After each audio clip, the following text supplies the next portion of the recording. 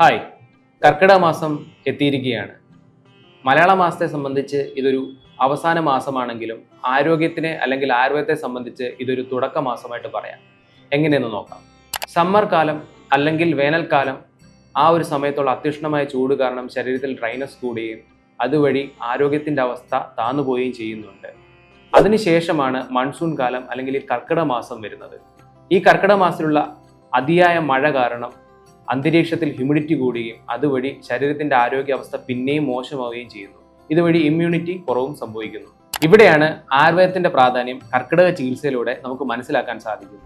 ആയുർവേദത്തിന്റെ ചികിത്സാ രീതികളായിട്ടുള്ള അഭ്യംഗം, കിഴി, ധാര എന്നീ ക്രിയകൾ ചെയ്യുന്നതിൽ കൂടി ശരീരത്തിൽ ഡീടോക്സിഫിക്കേഷൻ സംഭവിക്കുകയും ദോഷാവസ്ഥകൾ സന്തുലിതമാവുകയും അതിലൂടെ ഇമ്മ്യൂണിറ്റി വർദ്ധിക്കുകയും ചെയ്യുന്നു. ഇതുകൊണ്ടാണ് കർക്കിടക മാസം എന്ന് പറയുന്നത് ആരോഗ്യത്തിന് ഒരു പുതിയ മാസം കൂടി അല്ലെങ്കിൽ ഒരു പുതിയ തുടക്കം എന്ന് പറയുന്നത്.